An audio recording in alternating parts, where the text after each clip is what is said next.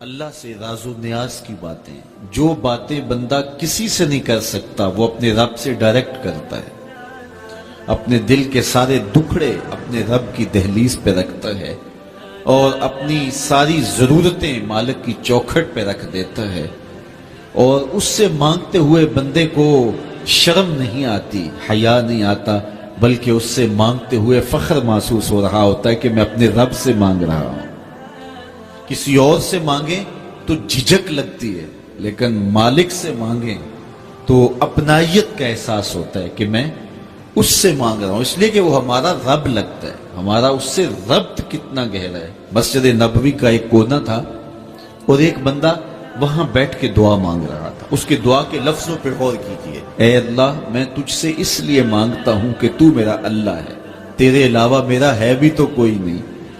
تو یہ وہ دعا مانگ رہا تھا اور مسجد نبوی کے کونے میں بیٹھا تھا. حضور نے دیکھا تو ایک صحابی سے کہا، وہ جو دعا مانگ رہا ہے اس کو جا کے بتا دو تمہاری دعا قبول ہو گئی ہے. وہ مانگ اس ڈھب سے رہا ہے. تو یہ دعا اپنے رب سے نیاز ہے، دعا خود عبادت ہے. جب تمہاری ضرورتوں کا کفیل وہ ہے تو پھر اس سے نہیں مانگیں گے تو کس سے مانگیں گے؟ اور جب اس سے بندہ مانگتا ہے تو پھر وہ مانگنے والے کی لاج بھی رکھتا ہے. ان ربکم حیی کریم یستحیی من عبدہ اذا رفع یدیہ ان یردہما صفرا. تمہارا رب حیا کرنے والا کریم ہے.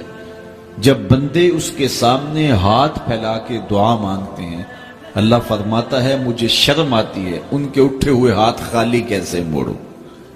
جب انہوں نے مجھ سے مانگا ہے تو میں نے بھی نہ دیا تو کون دے گا؟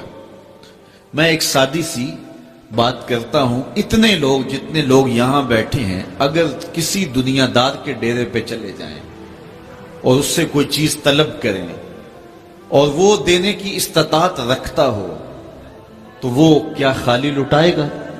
وہ کہے گا اتنے لوگ آگے ہو تو ڈیرہ داری کی شان کے خلاف ہے کہ میں ان کو خالی لٹاؤں. تو جب یہ دنیا دار خالی نہیں لٹاتا تو رب کیسے خالی لٹائے گا؟ جب بندے اس کی دہلیز پہ چل کے آ جائیں تو وہ بندوں کی ضرورتوں کا کفیل ہے اور ان کے ہر درد کو جانتا ہے اور ان کی ضرورتوں کو پورا کرتا ہے. علماء نے کہا دعا ہر صورت قبول ہوتی ہے. یا تو یہ ہے کہ فوراً قبول ہو جاتی ہے، جو مانگا فوراً مل گیا، اور کبھی ایسا ہوتا ہے کہ فوراً نہیں ملتا، حکمت ہوتی ہے اور فوری دینا مناسب نہیں ہوتا تو اس کو فوری نہیں دیا جاتا، لیکن دعا بعد میں کچھ عرصے کے بعد اس کی ڈیمانڈ پوری کر دی جاتی ہے. اور کبھی ایسا ہوتا ہے نہ فوری دیا جاتا ہے نہ بدیر دیا جاتا ہے، اس دعا کو ذخیرہ کر لیا جاتا ہے اور حشر کے دن اس کا بدلہ دیا جائے گا. اور روایت میں آتا ہے حشر کے دن جب ان دعاؤں کا بدلہ دیا جائے گا جن کا بدلہ دنیا میں نہیں ملا تھا تو لوگ آرزو کریں کہ کاش کہ دنیا میں کوئی دعا قبول ہی نہ ہوئی ہوتی، سارے صلے آخرت میں ملتے. اللہ اکبر. کبھی ایسا ہوتا ہے جو مانگا جاتا ہے وہ نہیں دیا جاتا، اس کے بدلے میں کچھ اور چیز دے دی جاتی ہے جو اس کی ضرورت ہوتی ہے اور جو اس کے لیے مناسب ہوتی ہے. وہ کچھ اور مانگ رہا ہوتا ہے لیکن اللہ اپنی حکمت کے تحت اسے کچھ اور عطا کر دیتا ہے.